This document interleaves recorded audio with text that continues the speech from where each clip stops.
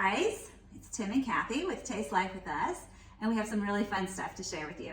We're reviewing April and May, which was in Bali and Bangkok and Siem Reap, and we have some great stuff to share.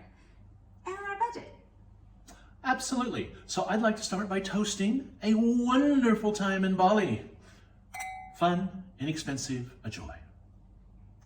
Take two. I'd like to start by toasting a fun time in Bali. And we're going to leave it at that. Yeah, and this is our last alcohol in quite a while, due to austerity measures, because we blew that budget out of the water the second month. Help. The first month we did pretty good. We don't even really want to make this video. We don't really want you to know how we failed, but we're going to show you anyway. We promised we'd be honest, and here we are. Having some drinks, trying to get through it. So let's get started.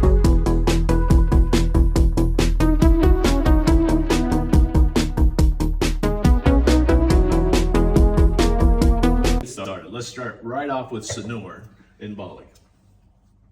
So we left you off on last month's budget video. We were staying at the Hyatt Regency in Bali. Absolutely. Which we loved, in a club room, having a good old time with a bunch of fellow nomads. Absolutely. And we continued on that path.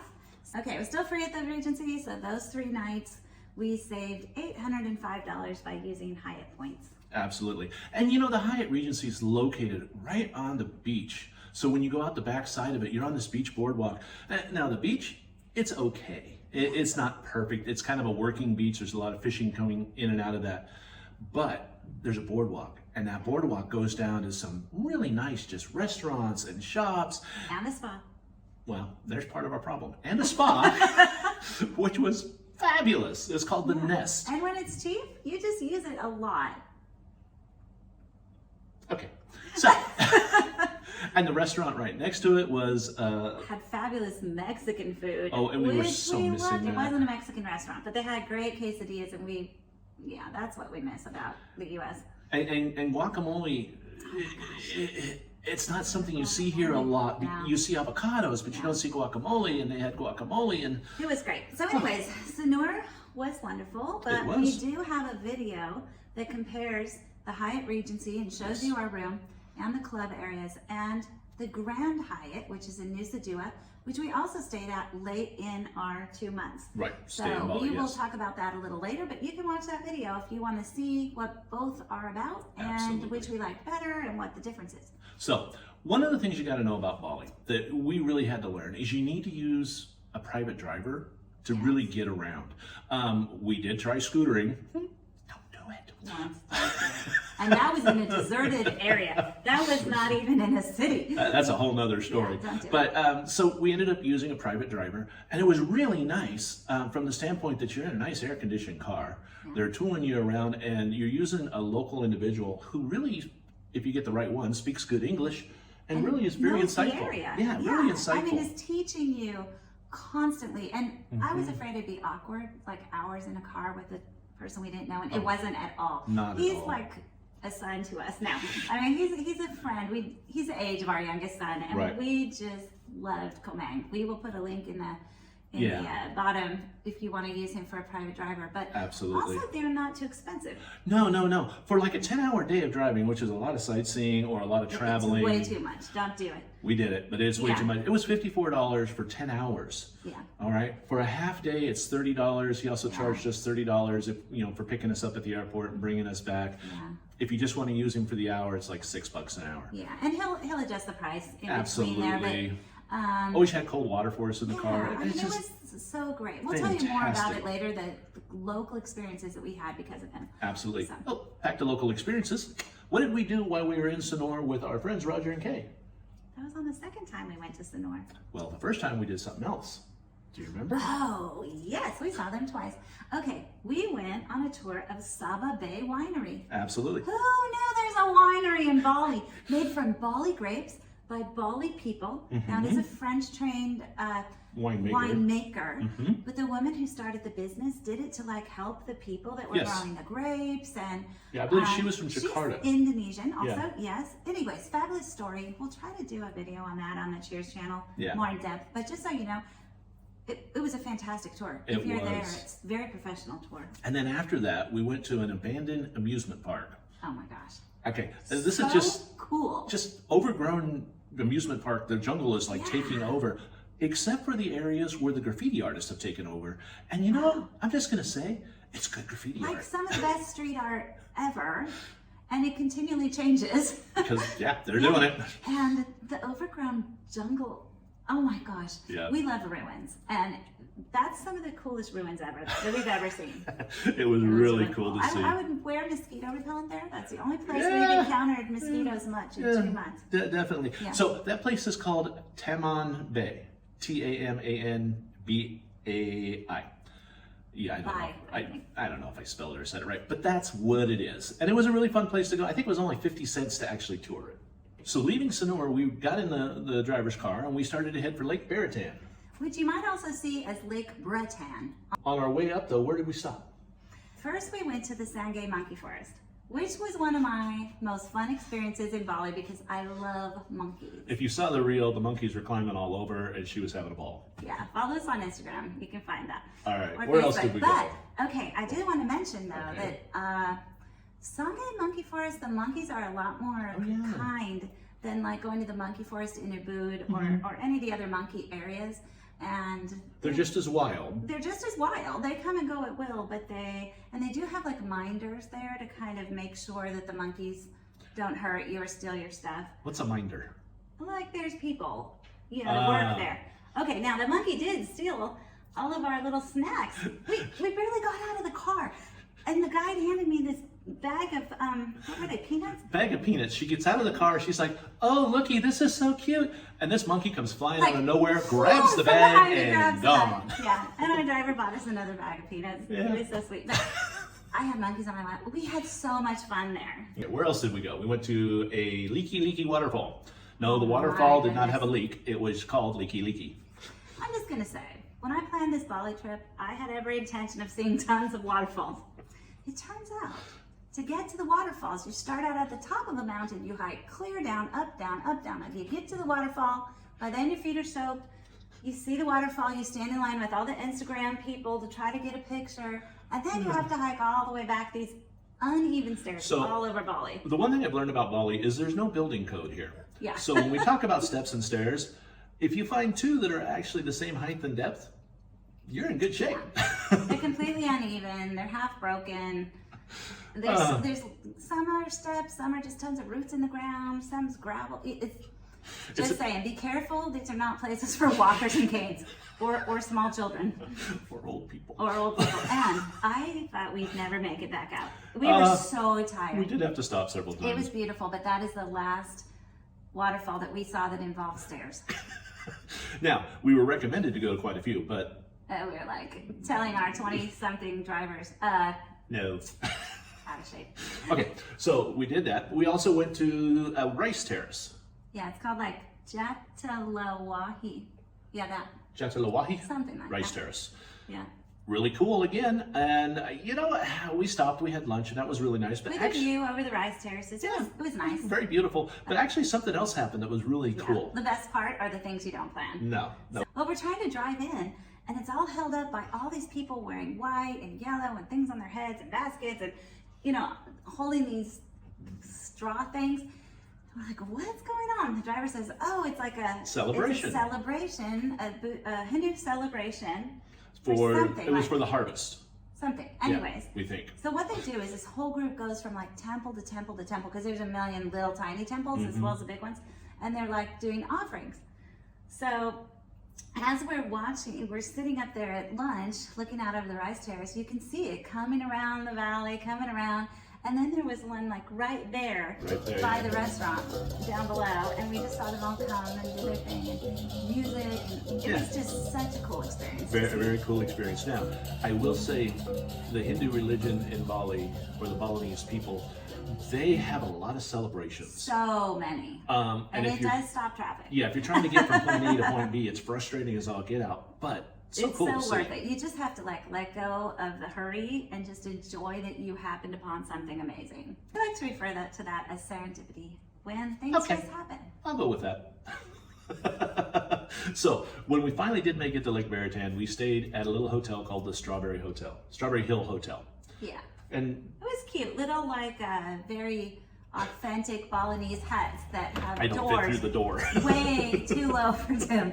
So his head got a bit banged up. Yeah, that's okay. But it was nice. It was a nice little place. It had a pool table. It had a dartboard. Yeah, it had its own little restaurant. It was fun to hang out in. And the grounds actually were really beautiful as far as flowers and all of that. In fact, that's where we shot our last video. Yeah, our last budget video. If you saw it, that's where we were. Yep, that's the grounds. We had a great balcony looking over gardens. It was, yeah, we really enjoyed the facility. Yep, and that's where I got to rent the scooter and take that little attempt at driving. Yeah, and then we got lost, so we went way too far, and then we got to come back even farther. But you know what? We are allowed to tell the story. You know, and that's what matters. It wasn't that bad. I almost spilled her off once, but other than that, it was all good. Well, we almost got run down a couple times. Well, that's just how they drive. Hit people a couple times. That's how they drive there. I have to take a few swipes at people, otherwise it doesn't look like a normal.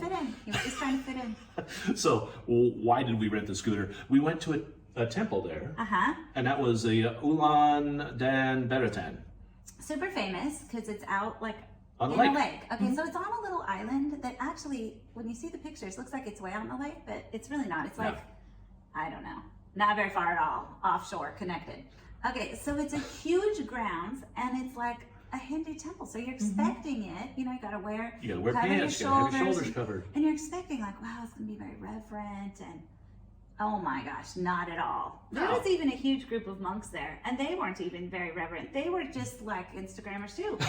Well, for starters, on these grounds, there is a Buddhist temple, a Hindu temple. And a huge garden that's beautiful. Yeah, huge garden. And then across the road on the hill, you can see the mosque is also there. And you can hear the prayers. It's very multi-religious center there. Very. But what's crazy is, so you go to the temple. Well, first of all, if you want the really good pictures, you have to rent their clothing, and they will take the picture for you for a steep price. We did not do that. So then you keep walking along the lake, and we're like, what are all these like little heart-shaped stands? And it was for Instagram photos. In fact, you can even 20 of them. You can actually take pictures with an owl. They had a guy there with an owl. A civet. A rabbit. Yeah. Like, they're selling pictures in these places, kind of like frames that they curated, so you can take the picture. I've never seen anything like it. I was just blown away, and I'm like, this is on a religious site. Like, it was bizarre. Strawberry Hill Hotel Villa, which was $162 for 3 nights. That is $54 a night. Nice. Not too bad. Not the cheapest place, but not too bad. It was doable, except for a few bruises on my head, so that was all good. So when we left Lake Beratan, the next place we were driving to, you can tell we were fast traveling, right? We're only at these places for a week or so. We went to Lavina. So Lavina is a little beach town on the north shore of Bali, which is far less crowded than most of Bali. But wait. Okay. Where did we go on the way to Lavina? We did another waterfall. Of course we had a couple stops. We did another waterfall. But this time we did it our style. Yeah. So there's a little cafe attached to the Monduk homestay.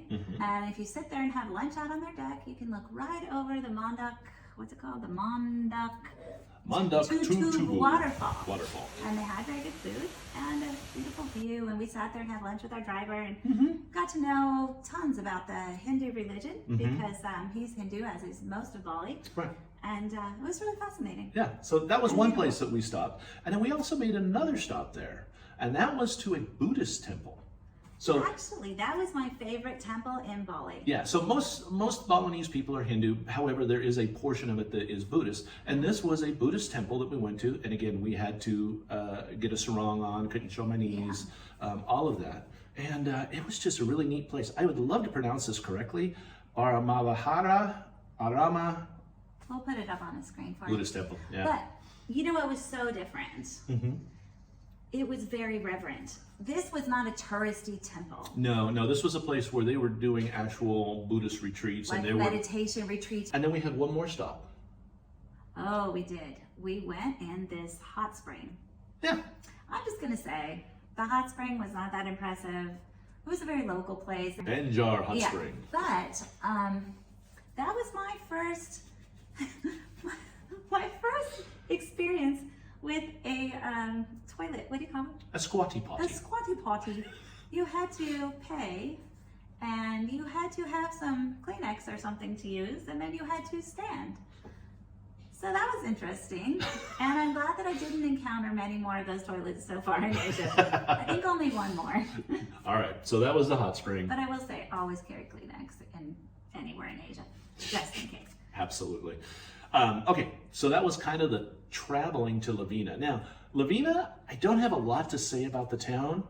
It seemed very interesting. We had a lot of great plans. We walked around once. Mm-hmm. We booked a tour to Menjangan Island to go snorkeling, which is supposed to be the best snorkeling in Bali. How do we know? We don't We know. had to cancel everything. What happened? We got a little Bali belly. We did. If you're from the U.S., you know what Montezuma's Revenge is. If you go to Mexico? it's the same thing. Mm-hmm. So we were down for about a week, which was okay because we were in Lavina for about a Thank week. God we were there for a week, and that they had fantastic service at this place. They took great care of us. Oh my gosh, they're so nice. We're like, can we just have peanut butter toast? And they're like, okay. That They works gave for it to you. us. Yeah, they gave us whatever we needed, and Yeah, they took brought great it care to of us. our room, and yeah, fantastic. And that was at the Rambutan Hotel, and it was $251 for 7 nights, which is $35 a night, which is fantastic. This And they was a took great nice care of us. resort. Yeah. We got massages the first day before we got sick. Yeah. You got one the last day after you got well, Yeah. when I was still sick. So, no, we did not know how we got Bali belly. So now let's talk about what happened when we left Lavina. I think I'm ready to talk about Ahmed now. It was Ahmed. one of our favorite and worst places. Our mistake. Yeah. So key factors. First of all, the drive to Ahmed was just a straight drive because we were still not feeling perfect. So when you check into a hotel and you're traveling a lot, one of the first things you want to do is you want to check for bed bugs. Absolutely. This is anywhere in the world, including a, super nice Marriott in the U.S. Any hotel, anywhere in It's the just world. a quick check. So, it's Just quick. You just lift up the sheets on the corner of the bed, you look down at the mattress and see if it has black dots. We'll show you what it looks like if it does have black dots. we found one. Yeah, 2, right 3, when we walked 4. in. I've been doing this for years. We've never found bed bugs. This found place was covered in bed bugs. Okay, the first mattress that we saw was covered in Yeah. bed bugs. We went down. Luckily, we had not rooms. unpacked. Don't put your luggage on your bed. Keep it on the floor. Check for bed bugs. Leave as soon as you can with all your stuff if you see them, because that is a never-ending nightmare. Correct. So we did that, and the hotel was very nice. Well, As far really? as She they were said- nice to us to change She rooms. said, "Where did you come from?" I said, "From Lavina." She says, "They don't have these there." Like, Oh. no, no, nowhere in the world that we've ever been. Anyway, that should have been our first clue about this hotel. Yeah. So we moved to the next room. Now, one of the things about Bali, certain times of year, there's centipedes everywhere, and they are centipedes, but they're not the really treacherous, bite you super hard Only centipedes. if you pick them up or Yeah, something. if you play with them, they're going to But irritate. they're a couple inches long and, like a half They inch crunch wide, and they really crunch loud and they're when you black. smash them. Yeah, They're black. They're beautiful. So in Lavina, there was some around the pool, just a sure, few. not bad. We'd watch them. We enjoyed watching them. Yeah. They were quite sexually active. Oh, boy. Okay. What keeps you occupied. Okay, so then. So we get into our new room, and it looks fine. We checked the bed. Right, everything's it's good. Freshly cleaned when we walked in. Yeah. They cleaned it for us. Everything looked great. Yeah. The next morning, we noticed there was a few centipedes in the room. In the room on the floor. So we killed them. Yeah, thought no big deal. They just Yeah. came in at us. Went out for a while, came back, whole bunch more centipedes on the floor. This never stopped. We asked at the front desk, and they're like, "Yeah, We just that's have them." normal. It's centipedes." Now, this is the funny thing. So, a friend of ours who's a nomad actually goes to this hotel every year for like a month, and she never mentioned centipedes when she told me about this No. place. So, I suspect that we were in the old rooms, and we were because again, Yeah, you could Tim see where hitting this- his head all the time. You and can the see where this thatched hotel had roofs. been changed. Yeah, and there was some nicer, newer rooms, and I bet that's where she stayed. Probably. But if you go to this hotel, there's a lot going for it, but do not stay in the old rooms. Definitely ask And, for the newer yeah. rooms. And you'll notice the newer rooms have rectangular doors, not the kind of arched Carved doors. Balinese Yeah. doors. But we made the best of it, didn't we? We did. We killed, I'm just going to say the last day we left at 7 a.m. and I had killed 15 centipedes already. There was a lot. Anyway. We're talking to our son on the phone, and it just Son and drops off daughter-in-law. the ceiling down to the pillow on the bed. It was the only one that ever reached Yeah, the bed. the rest are So- on the floor, but They were like, it was pretty funny. So technically, we probably should have stayed somewhere else. We should have insisted on moving to a different room. Yeah. Our mistake. Okay, so there's the we made a bad. very funny video. Yeah. About bum guns, which if you come to Asia, you have to use a bum gun. Like you cannot flush all this toilet paper, and you need to put clean toilet paper in the toilet waste bin, in the toilet paper waste bin. So you really have to use the bum gun. And actually, now that we've been doing it a while, we actually kind of like it. Yeah. So, anyways, Tim did a how-to video, and he also uses it for some other things. You might see a centipede feature. There you go. Great, funny video. So anyway, that's the bum gun video. Yeah. Feel free to look that up and watch it when you have a moment to kind of giggle. Yeah. Okay. They had a great pool right outside our room that we loved. I mean, there were some things kind of dated, but the best part of Ahmed, and this is why we will go back. We will go back, stay somewhere else, but it was fantastic. Snorkeling was fabulous. The best snorkeling we've ever done in our life. Multiple turtles out there. Lots of different kind of fish. Like, I mean, I've never seen so many fish, even in Great Barrier Reef. And just so you know, this is where we're just walking off the beach and snorkeling. Yeah, right in front of the hotel. So yeah, that was the plus of the hotel. The only reason I'm going to mention the name of the hotel is because that is where you should snorkel. Yes. And you just walk down through. There's like a top part of the hotel, and then the road, and then a bottom part. That's where the restaurant is. And the restaurant is, and you just walk right down the path. There's a sign out there with a big turtle on it that says snorkeling, and you walk down there, and that's the best snorkeling. Yeah. It is called, you know, the irony. I didn't even write it on the list. That's okay. It's called the Ahmed. It's Ahmed Cafe and Hotel. It was cheap. Yeah. Maybe like $25 a night. Should have been my first clip. Yeah. I mean, it wasn't bad. The bed was comfortall, all that. The bathroom was nice. Yeah, it was nice. There were some things that were great. But that's Ahmed. If you go there, stay in a new room. Yeah. So we were there for about a week again. And then we headed out to the Gilis. So we had a driver. Okay, I want to say something about Ahmed. Okay. If you're in Ahmed, you have to eat at the Rimba Cafe. Oh, the Rimba Cafe. It is one of the best places I've been anywhere in Bali. And it's this all is French what food. happens. You start getting hungry for really fresh vegetables and fruit because you're trying not to eat it too much because you don't want to get Bali belly. You're a little gun shy after getting getting a really great, safe restaurant.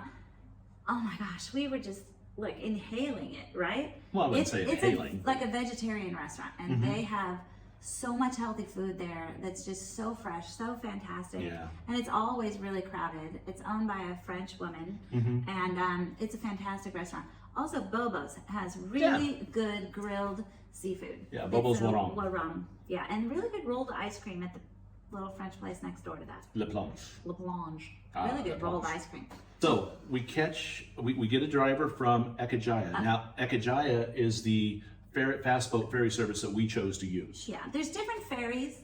Be careful, they're not all created equally. They don't all have great service. I did a lot of research, and it seemed to me like Ekajaya was the best. And actually, of the different ones we went on, we really liked Ekajaya. They're super organized. Very organized. But it's like an hour drive from Ahmed to there. Our driver Komang was from Ubud. We weren't going to make him drive 3 hours to drive us 1 hour. No. Although he wanted to go fishing there. Yeah, anyways, so you can add on a driver on Ekajaya ferry service to come and get you. So we did do that.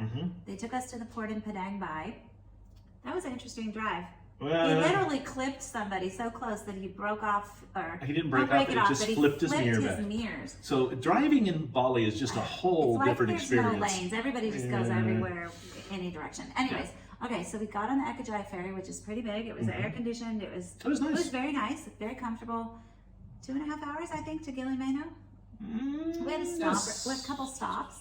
It's hour and 30 minutes to Gili and Nusa, and then another 15 minutes over to, hour and 30 minutes to Gili Air, and then 15 minutes over to Gili and Nusa. Yeah, so something to know about this is that, Bali is an island of Indonesia. Lombok is a different island of Indonesia next to it. In between the two, but closer to Lombok, is the Gili Islands. There's 3 of them, and they're tiny. They're tiny compared to Bali and Lombok, but the biggest one is Gili Taronga. Taronga, something Party like that. Central, Anyway, that's like Party Central. We did not go there. We are far past our teens and 20s. Oh, it's a red The wine. second one in the middle size is Gili Air, and then the smallest one is Gili Mano. Gili Air and Gili Mano both I don't know about Gili because we didn't go there. Yeah, we didn't go They there. only have transportation by horse carriage. So you can take a boat around, you can use your feet, and you can ride a bike. yeah, but it's not like you can just get a boat and say, I want to go to this hotel, and they take you there. It's not like that. You take a horse carriage to get to your hotel, okay? Or you walk if your hotel's close. So anyways, we took Ekajaya. To get to Gili Meno from the Ekajaya boat, it's a big boat. So it like stops and anchors, and then it puts you on a smaller boat. Yeah. And the smaller boat, actually can go up and dock. yeah, and Gili Meno now has a dock. You might read that it doesn't, but it does. Yeah. So we docked there. We took a horse carriage to Meno Suites. We loved staying at Meno Suites. We had a private little pool. Okay, we're going to stop right there. We have a video on Gili Meno. Oh yeah. Please go check it out. It has a tour of our area at Gili Meno, a tour of our area at Gili Air, which is where we went next on. Did we take Ekajaya again? I think we did take Ekajaya. No, we just took the local ferry. Oh, we took a local ferry. The video like compares Gili Air and Gili Meno. It shows your accommodations. It shows you video of snorkeling. The snorkeling in Gili Meno was exceptional. Gili Air, not as Gili good. Air, yeah. And everything compared, like if you're going for a romantic vacation or a solo traveler or somebody who needs healthcare, there's a lot of differences. You should watch the video. The other thing, there's a separate video because on Gili Meno, we stayed in a great mid-priced place for like $44 or $45 a night. I think it was. We paid $308 for 7 nights. It was like 44 something a night, and there was a fantastic high-end place. It's really like a timeshare place that's also available as hotel nights for like 10 times as much. It was pushing $390 a night. Yeah, but you can use it as a day place. Anyways, you're gonna have to watch our watch video, the video on how we had a luxury life at a budget price because there's so much to see. You're gonna love that video. Okay, so see those videos. We'll put all the links in the description because they do not all fit at the end of this. Can I talk now? Go ahead. Okay. No, wait, one more thing. I'm gonna put our website up on the screen that goes to our video page, and all of our YouTube videos are listed on the page. After Gili aired, we wanted to go to Nusa Lembongan. Now, Nusa Lembongan, it's another island. and Nusa Island, Nusa Penida, and Nusa Dua are islands that are part of Bali. The Gilis are part of Lombok, like the state of Lombok. Yeah. It was very different coming back into Nusa Lembongan because it's so Hindu. So Bali.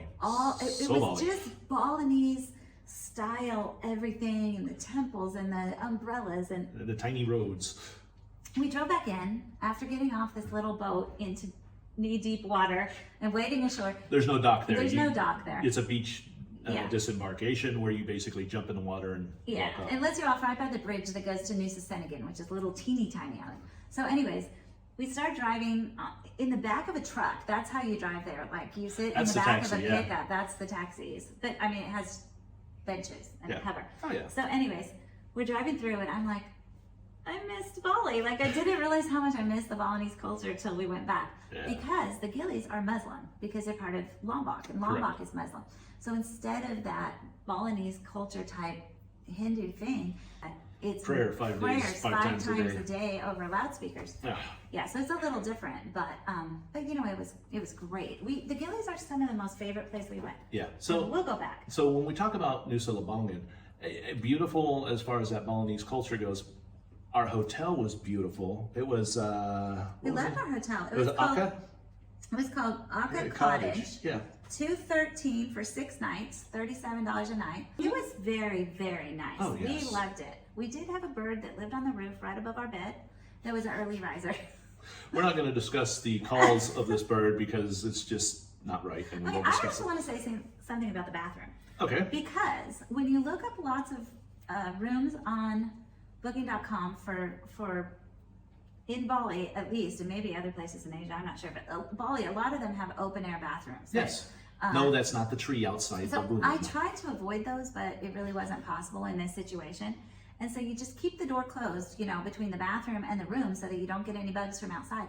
But what shocked me was that the outdoor bathroom stayed very clean and there wasn't bugs. No, we didn't have a lot of bugs. There were a few here and there, things flying around I didn't want in the room, but it really wasn't an issue. Like, And actually showering out there in the open air shower was kind of cool. And Avant-garde. it didn't bother me. But Nusa Lembongan, where we stayed, was very close to a place called Devil's Tear. Yes. That is really something you should not miss. It's fantastic. It's cool. So again, it's an island with a lot of just sheer cliffs around it.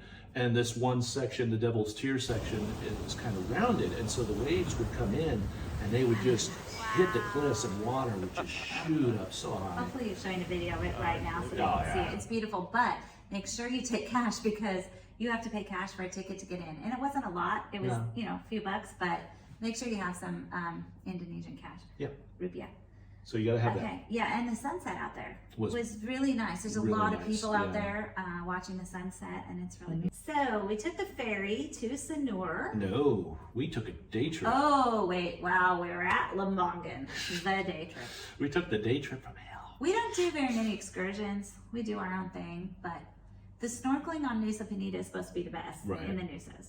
And we went over there, and it was probably not a good day for snorkeling. It was a stormy, windy, rough day. We did some really good snorkeling that yeah, we there was enjoyed. some It wasn't like enjoyable the best snorkeling. ever, but it just wasn't the best. It was.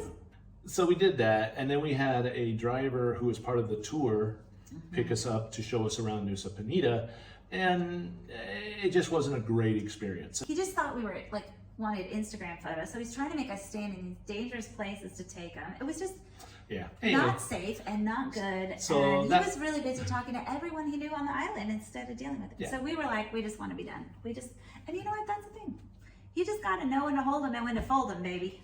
Sometimes you just go, I'm done. I'm done. Take me back. Oh, I can't do that. You paid for the trip. Yeah, yes. I can go back. It's our tour. You're a private driver. We want to go back. Yep. So then we took a ferry to Sanur, which was not very long. So we're basically heading kind of back towards where we stared, kind of. And Komang came and picked us up. Yep. And then he took us out to lunch back at the Lilla. Yeah, Lilla Pantai is our favorite restaurant that had the quesadillas. So he took us back out to lunch there. Had a great lunch with them. Then he took us to Uluwatu. Uluwatu is a temple. Honestly, I wasn't really impressed with the temple. It was just like, you couldn't walk into it any place. So you had to kind of look at it from afar. And it was crowded. It was really crowded. That's the most people I saw in any one place. And the reason why it was crowded is because they do Keka fire dance. And it's famous for sunsets. Yes, and it is famous for sunset. The sunset was so because it was cloudy. Okay sunset, But we were there, so we saw it. The best part there was the white monkey. They have this white monkey that all the monkeys rejected, because it's white, it's albino. So they stuck it in this big enclosure, and we got to see this huge white monkey. But there was also another monkey that had been rejected, and its little baby, and the baby was just the cutest thing ever. Yeah. So that was fun, and we did the Keka dance. And the Keka dance. Let me just say, get your tickets early because our guide. Yeah, that's what it sounds. They're singing like that. There's like 70 guys singing. You kind of have to hear it once in your life, and once is enough. But it was cool. They had a fire dance. They had some different dancers, and it was a very cool show. But I would only do it once. So, our guide said, "This is off season. You won't need a ticket." And turns out we did. Like we barely got into the second show, so we had to wait around like an extra couple hours. So anyways, do book ahead your tickets, no matter what anyone tells you. Even our beloved Komang. Then he drove us to Nusa Dua, and Nusa Dua, so it's one of those Nusas I mentioned. It's like an island, but it's connected to Bali with like a toll road. So Nusa Dua was basically developed in the late 60s, early 70s, I believe. I think in the 70s. Yeah, it's probably in the 70s. And so it's like... It was developed as a tourist destination. Yeah, it was a tourist... It's like going to Disneyland. Security and all of that, and that's what it feels like. It doesn't feel like Bali, really. No, not at all. It feels like Disneyland, Disney-ish resorts, And it costs like Disneyland. It's a very expensive area. We happen to have Hyatt points. Yes. So we spent 85,000 Hyatt points to stay 7 nights at the Grand Hyatt Nusa Dua.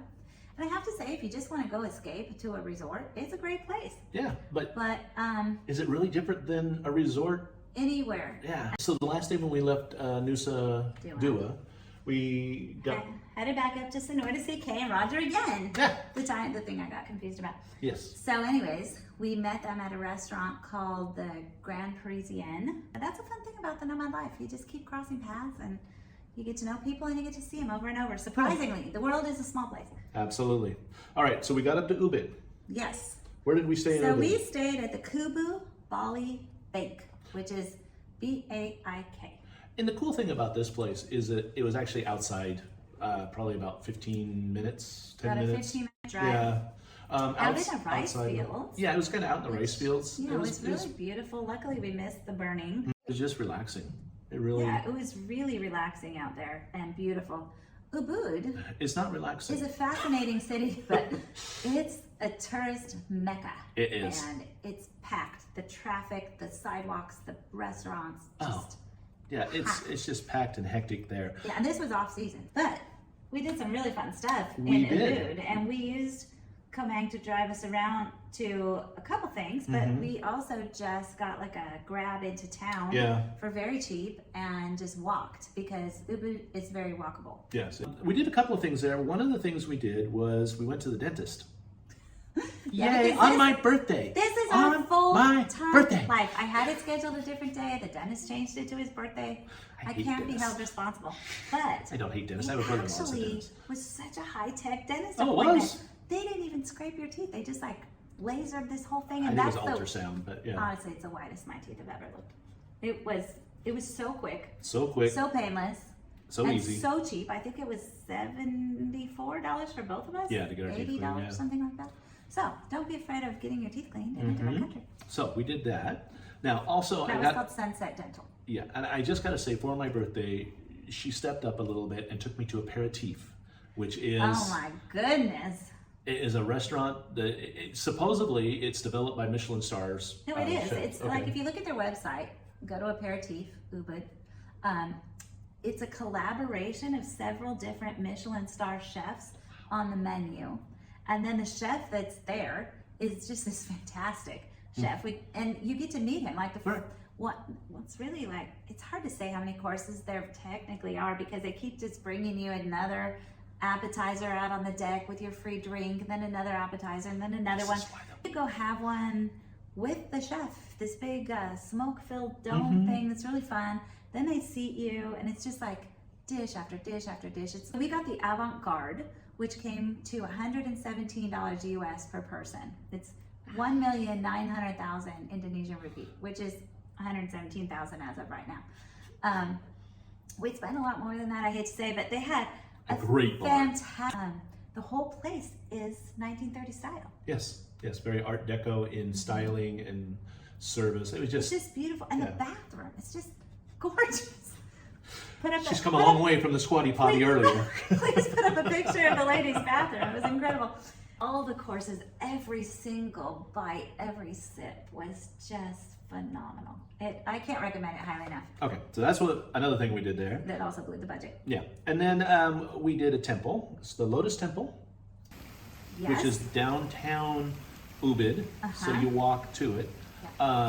Beautiful, like little pond type thing Yeah. with all these lotus flowers, and then the temple's out there. And it's a pretty small thing. It doesn't take very long. There's also a restaurant right there connected to it, and we sat at the restaurant where you overlook the whole thing, and It was nice. lovely. Yeah, and the restaurant wasn't Lovely. even that Something bad at lovely. prices considering the view, you know. Right. So we did that. The same day we walked to What is called the Ubud Palace on Google Maps, which is, its name is really Puri Seren Agung Palace, and it's it's fun to walk around. It's pretty small. Yeah. It's really It's pretty all closed very off outdoor. also. Yeah, there's not much you can do. Like none of the furniture is there. It's just like the actual structures. But they do a dance there at night, a cultural show, dance. a cultural show. It was pretty cool. Like these, what do you call this? They're kind of like Apsara dancers, I guess. Here in Cambodia, they're similar to that. They're dressed that way, and they do the hand. It's a story. It was good. It was we really good. enjoyed Yeah. the dance. So we got tickets for that, and we did the dance. But there's two palaces Correct. in Ubud. Yes, and the other palace is the Peloton Palace. Peloton? How did you spell it? Peliatan. Yeah, we don't really speak Balinese or Indonesian, sorry. Yeah, so anyway. Anyways, that palace was one of my favorite places we saw in all of Bali. The palace itself was fantastic. And it's really where the royal family for lived Bali, for many, they lived there. I don't know how long. How many generations? Centuries, maybe, I don't know. Well, I mean, it was long enough to have like TVs and stuff. Long time. And it's has furnished. furniture, Yeah, and you can walk around in it. Like, they have parts that you can sit on. Like, and they have a guide going with you. yeah, they're with you. They're making sure it's all fine, but it was really spectacular. So she was telling us stories and telling us what all the different rooms were used for, and it was really a great experience. Yeah, that was. You do pay for it, but it's well worth it and not that expensive. Yeah, I think it was only 60 rupiah. Something like that. Yeah, which again is like a couple bucks. Yeah. The two palaces, I would definitely go to the second one. The first one was okay. The cultural dance there was much better than just seeing the palace. And it turns out that the second one also does have a cultural dance, so we don't know if it was any good or not. Yeah, we but didn't they see did that. tell us about it. Yeah. But we'd already booked tickets for the other one. And then we did one other thing there. Remember what that was? Oh, the Campahan Walk. Yes. Is that how you say it? Yep, the Campahan Ridge Walk. Okay, so I'd read about this, but I read it was kind of far and some is uphill and what have you. So we had our driver take us out to the very end of it, not the city end, but the far end, which actually was in a very cool village. And I kind of wish we would have just like had lunch there first, Yeah, because well. there was a lot of like really cute places. But the key with this walk is that it's designed so that you start in the city, you walk all the way out to the village, then you turn around and walk all the way back. Right. If you start in the city, you're walking both ways, unless maybe if you call Grab or something. Yeah. So we started out in the village and we just walked back to town. Yeah, and that's the downhill way. Scored, not the uphill way. And it was a gorgeous walk. It was. Some of it is through natural areas, you know, and some of it is along, what was that, like a temple or a? I don't know what it was. I don't know. It was walled off. beautiful. It was beautiful. It was very beautiful. You're walking along the walls of this pretty thing, and you're walking along A this river. river, Canyon, yeah. and you get to the end, and you cross this bridge, and the river is really beautiful on both sides. Yeah. And walk up into the town, and then we got a driver back. Yeah. Yeah, to our And we just took a grab back. That was the end of Bali for us, but we are not done. No, there's more. Because May is not over yet. It's now like May 26th. So Was it 26th? on the last day, I think it was, that we were in Bali, and we had Komang drive us around, he took us back to his home. Oh, right. I And didn't showed even us tell about that. No, and showed us kind of how a traditional Hindu family lives in Bali, and how there's multiple houses in this walled compound, really. Yeah. For the parents, the brothers, the aunts, everybody's kind of living together. Yeah, and they have like all these different like little temples of their own. This whole section that has to do with people who have died and gods and. The whole architecture is designed to be built, especially to different directions of the compass. And yeah, it's like very cool to learn. Yeah. And in fact, it was kind of interesting because the very first night when we drove into Sonora and we met him, when he picked us up from the airport, we were talking about how we travel full time and our family lives in the U.S. And he was kind of like, don't live with your family? Like, not everybody lives together. Yeah, like, because in the U.S., families are spread out. We don't all live together because in Bali, they live in like a compound in a village. Not everyone. Some people go off somewhere else, but by and large, the family is extremely a supportive unit all the time.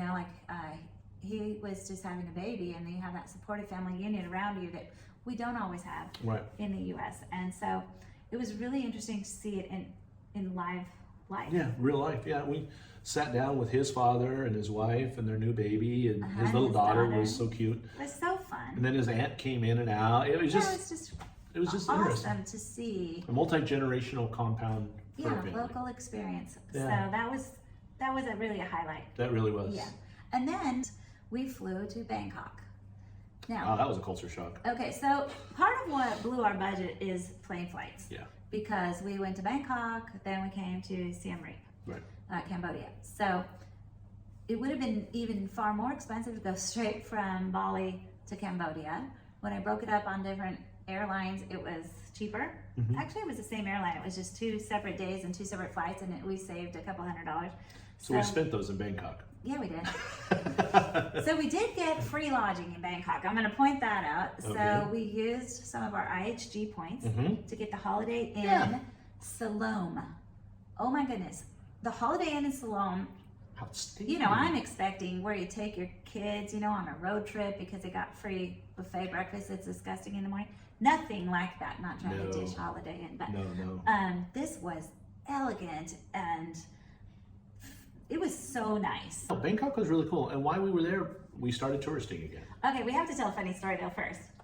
So we got there. We could have taken a car to our hotel, which was, you know, like over a half an hour away.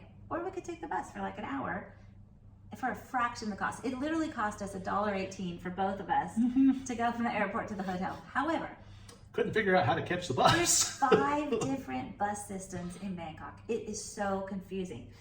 And so the airport channels you all out to this one bus area, which is not it. We found that out. And then locals kept telling, like even the tourist desk inside the airport gave us a completely bum steer. So we're walking up and down and over things and hauling our luggage and over here and over there and over here. It took us the good extra half an hour just to find the right bus stop. We finally did, and the bus was awesome. It was air conditioned, was amazing, and nice and clean, and took us straight to our hotel. So, we literally had a bus stop right in front of our hotel, practically like 1 minute walk. So anyways, we did utilize public transportation there. So when we were there, we went to a night market. Expecting to have a nice fun experience trying different foods. It started pouring rain. I mean pouring. So they have like these tarps over it and they're just filling up with water and then just dumping. Collapsing, yeah. And we're running in and out of this horrible rain trying to get like a little food here, a little food there. But we had great food. We did. Fantastic food. The best roasted corn ever, right? But just because you hadn't had roasted corn in a long time. Maybe, but yeah. So we did that. It rained. And then we spent a day hiking in the heat. Oh, it was bright sunshine. So actually, here in Asia, clouds are preferable. So we walked from our hotel quite a ways down to that boat temple. Yes, we went to the boat temple. I'm just going to say that place was confusing. We couldn't really figure out what was going on at the boat temple. Go inside to the other thing, but the boat temple. It was Wat Yan Nawa. And it's outside, and you don't go inside it, so it didn't matter. We didn't go in the other temple complex there, but we can figure it out. I guess what was really bizarre is there's so many tour buses there, and all Asian. Like nobody spoke English. That was the only place we really encountered where nobody really spoke English. So we took a couple pictures of the boat and left. And we went to the ferry, which was nearby there. And we took the ferry, which was very easy, down the river. The ferry was easy to take. Down the river to the next thing. It was the Grand Palace. Yeah, and you get to see a bunch of stuff you're passing on the way. Yeah, well, okay, it wasn't the Grand Palace and Wat Pho, which is another temple. It goes to Wat Pho, right? Yeah, it goes to Wat Pho, and they're kind of next to each other. Wat Pho is this huge complex that is, again, a temple. You'll find the reclining. It's a Buddhist temple. Yeah, you will find the reclining Buddha there. 150 feet long. Yeah. It's huge. Massive. Huge. They actually built the building around the Buddha. Yeah, at least that's what they told us. Why would they lie? That's what they told us.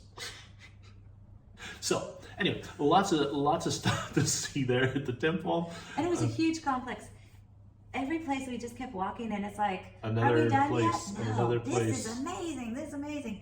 We keep walking. We must be done by now. We'll just walk through this building. Oh my gosh. It's really not to be missed. It's something else. And then from there, we decided to walk next door to the Grand Palace because we thought the entrance was just right around the corner. Okay, now before we even get there, I'm going to say, even out of Wat Pho, there was guys standing right at the front. Yeah. There's a lot of scams. Be careful. A lot of scammers so there. There's a guy, we knew because we'd read it, but there's a guy there saying, oh, you don't have your ticket yet? Because you can buy them there.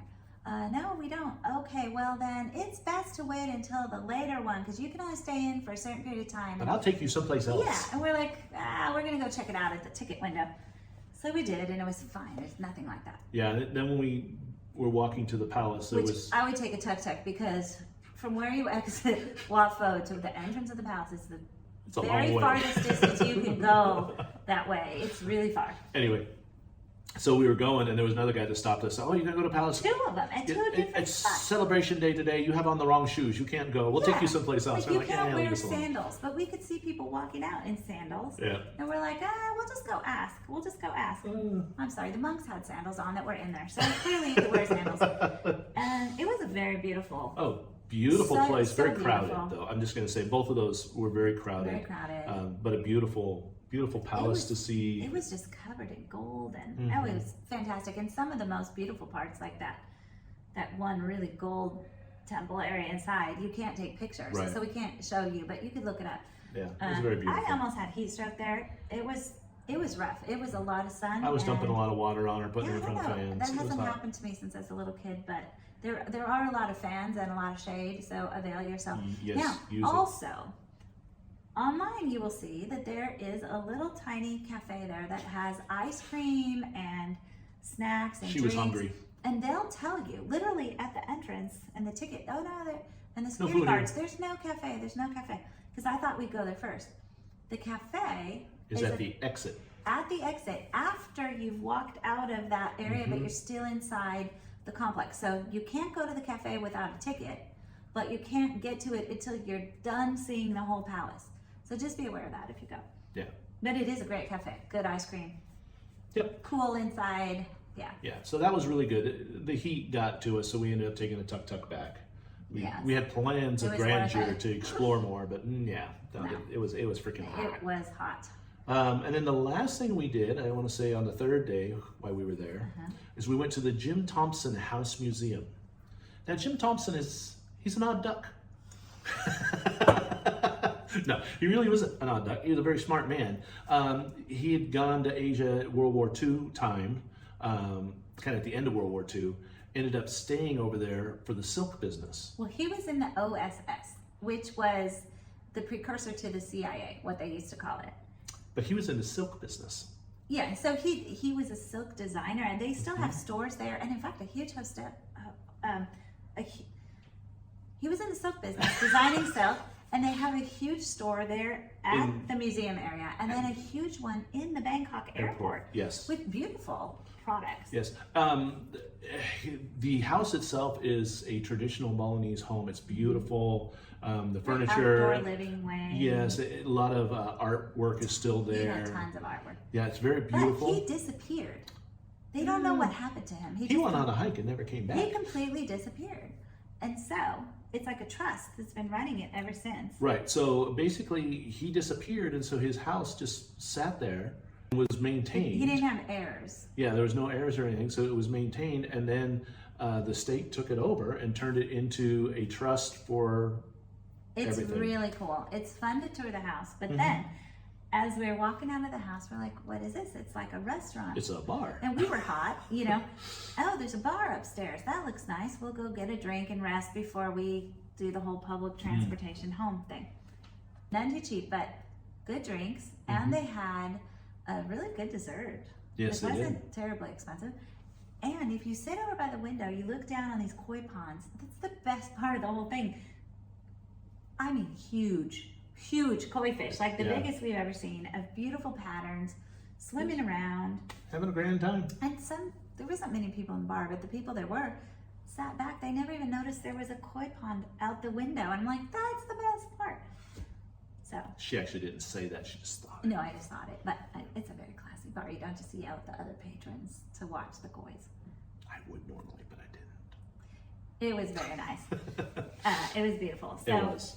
The restaurant might have been good too. We didn't try it. Yeah, we didn't even try it. We just got a drink and a dessert and cooled down before we headed home. And they also do have a little golf cart there to take you back and forth to the metro station, which we did not. We didn't know that, so we walked most of the way before they somehow identified us as people who must be going to the museum.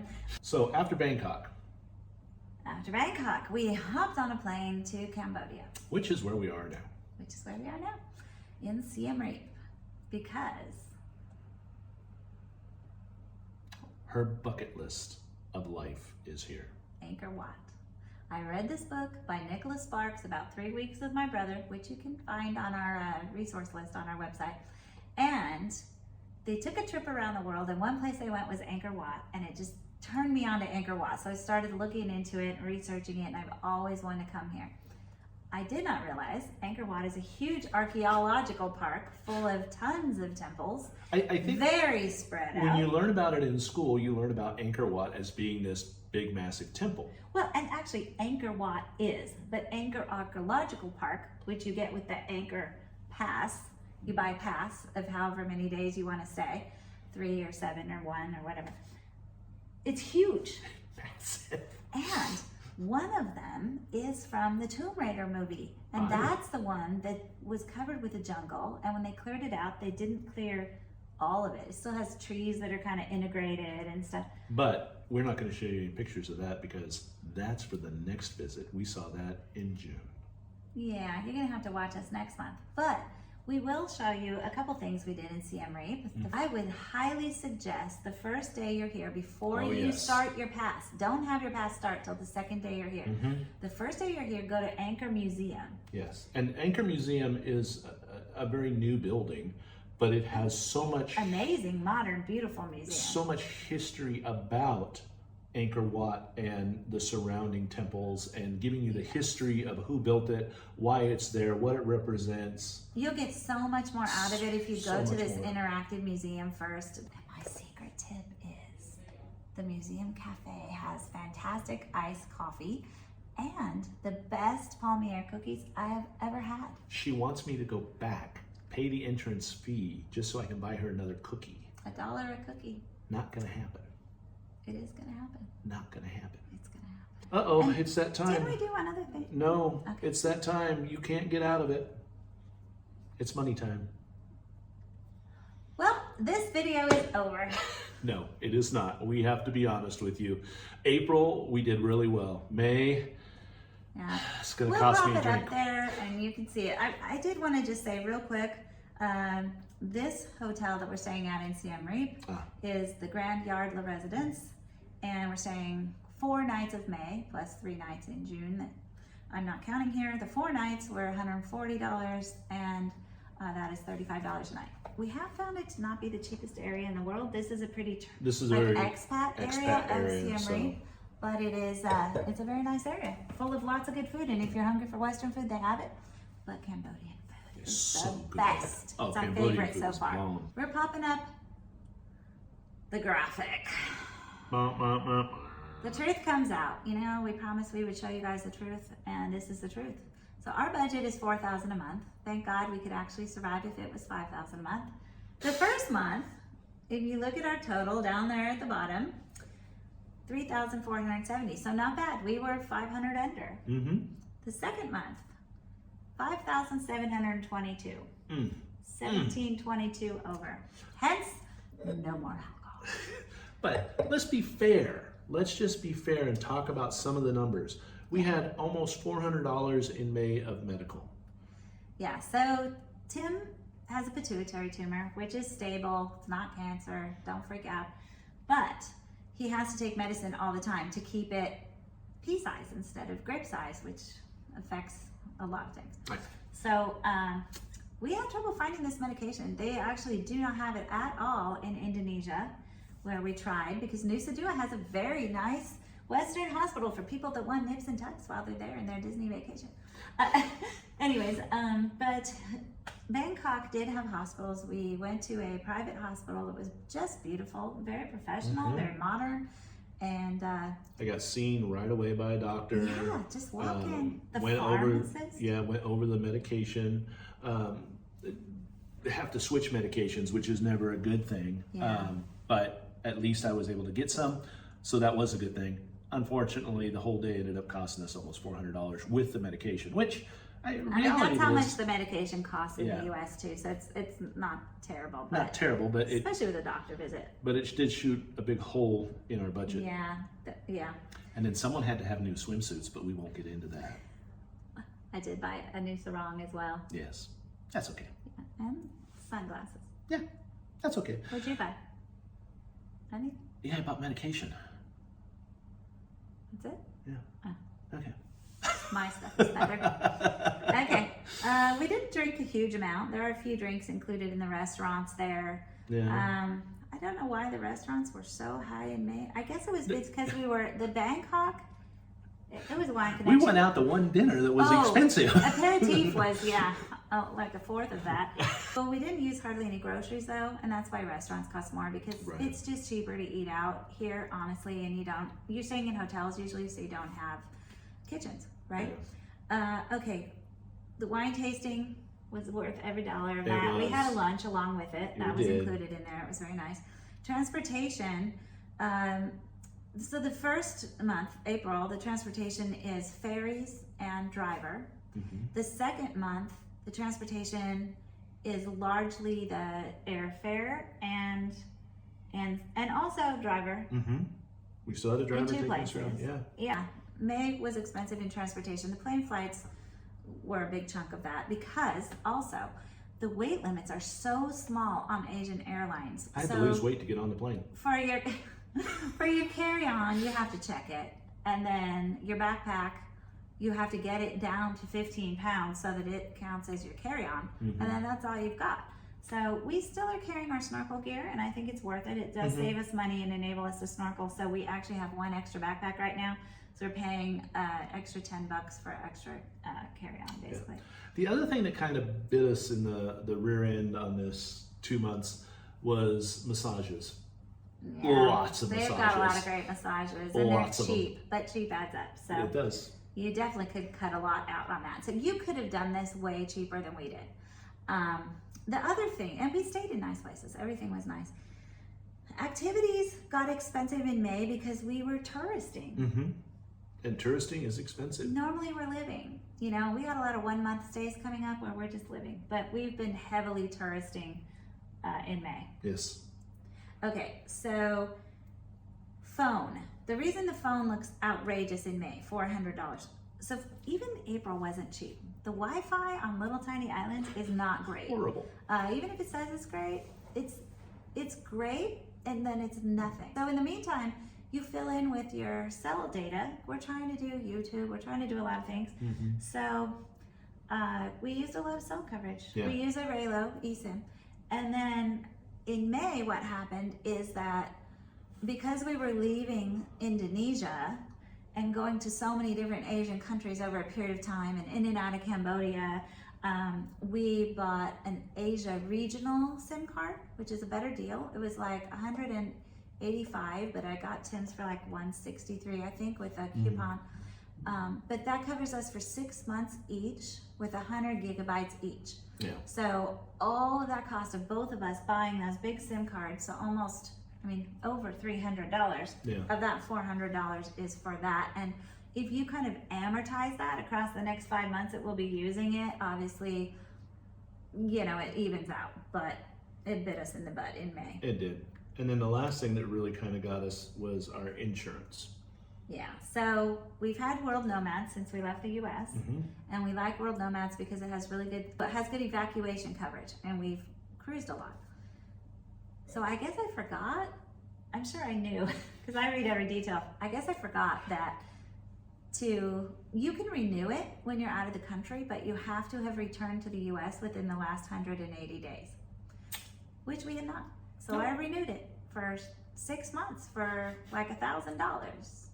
And then about 4 months into it, I checked on something and I went, what the heck? We're not even covered right now because we haven't returned to the US. So 4 months in, I then bought Safety Wing because you can buy that month to month from outside of the US. So now we're paying for basically the cost of two. Well, one's paid for, but we had to add on the second one. So you, of course, will not be that stupid. No, and because you're learning from us. Your insurance will be much cheaper. So I bought that in May. So we had a few days of May with that second insurance. Okay. Medical, we already talked about that. Tim's just wasting our money on his life. I'm just kidding. Wow. Just joking. Okay, clothing was my fault. I'm wasting our money on my appearance. You need to run around naked. I think that's all there is to it. I don't even know what all this miscellaneous was for $177. No idea. At that point it was out of control anyways. The spa, clearly $262 for May. Really. So the total for 2 months for all of that was $9,192. If you take out the mistake of the insurance and Tim's medical costs and what was the other thing? Oh, the 2 giant SIM cards, then that would have been more like $8,344. Now, still, even with the $9,000, we were way over our $4,000 budget at basically 4,600. But we were within our cushion of safety. We're still within our $5,000 cushion, so it's okay for us. I would suggest having a cushion always. If you didn't spend all that, mistake money and SIM cards and stuff, you could have done it. I mean, we could have done it pretty close to our average, just barely over. But the problem is we're supposed to be saving money. Yeah, we're supposed to be saving money right now. This is the cheap area of the world. Not for us. Thank you to the lady who did comment on one of our things and say, Southeast Asia is not as cheap as you think it is. And in fact, ma'am, you are correct. So if you want to average it out over the 10 months, you can look down at this part, take a screenshot with your phone, look at it at your leisure. I'm not going to bore you with a million numbers, but yeah, the reason we give you these 2 pages, the background pages, is so you can kind of have a rolling average. Because we are looking at a rolling average. Yep. And we're hoping that it rolls lower. Way lower. We are. But right now, our rolling average for 10 months of how much we've spent in cash, not all the stuff we prepaid before we left of cruises and such, is still averaging $3,204 a month, which is way below our $4,000 cash budget. Right. Now, we are out of prepaid stuff. As you would see, that green column at the very top is empty. Nothing is prepaid from here on out, nothing. Yeah. So I take that back. Actually, our Carnival cruise. Oh yeah. We do have a Carnival cruise coming up that's prepaid in October. Yeah, that's our Trans-Pacific. But if you count all of it, if you would have done this whole trip exactly as we did with every single cost, you'd be looking at, closer to a $7,000 a month budget. So we're just trying to be real with you guys. Yeah. We're not budget travelers. We're kind of We're fun travelers. We're medium travelers. We're not luxury travelers, that's for sure, but we're definitely somewhere in the middle there. And the fact is that when you become a nomad, you might think, oh, we're going to stay in way cheaper places and live cheap and hardly eat and not drink, and that's not true. You're going to be you, and we are us. And we're enjoying it. We are learning to be a little more frugal, but I think our budget is sufficient for our expectations. But it may not be for you. And we want you to know what it really costs to live the way you see people living. So if you see people living for a lot less, they're living a little bit different than we are. If you see people living a real high life, they are definitely spending more than we are. So, figure out what your travel style is and your kind of your must-haves for how you live, and find people that look like that on YouTube. And just make sure that when you're making your budget, you're looking at all the costs. This is it. This is all the costs except for what our family costs us for their birthdays and such. Right. So there you go. That's the truth, guys. So next, after Cambodia, we're off to? We are back to Thailand. So we have a few more days in Siem Reap. We're done sightseeing and we are done drinking. And then, no more happy hour pools for you, babe. Then we go to Thailand. We see Koh Samui, Koh Tao, a week on each so we can snorkel before that rainy season hits and that jellyfish season hits. And then we are coming back to Cambodia. Yes, for a full month. We're going to be down in Koh Rong Sanom. Yes, which is a beautiful beach on a tiny island with only like 500 residents and some resorts. And so we're going to spend a whole month relaxing and living cheap. Living really cheap. We got a great deal. Hopefully the next 2-month review will be cheaper because we got a month there and we'll be in Kuala Lumpur after that in an Airbnb. So that's cheaper. So we'll see how it all goes. Thank you guys so much for watching. Really appreciate it. Please leave comments, leave likes. Don't give us a thumbs down. But just kidding. Do what you want to do. If you watched my planning video on when I was planning Bali, then please let me know how you think it turned out when you see it as an actual trip. I would love to know your thoughts and what would you have done differently or what would you have done the same, or do you think the planning video was helpful compared to the way the whole thing turned out? So let me know what you thought, because I'm not infallible. We know.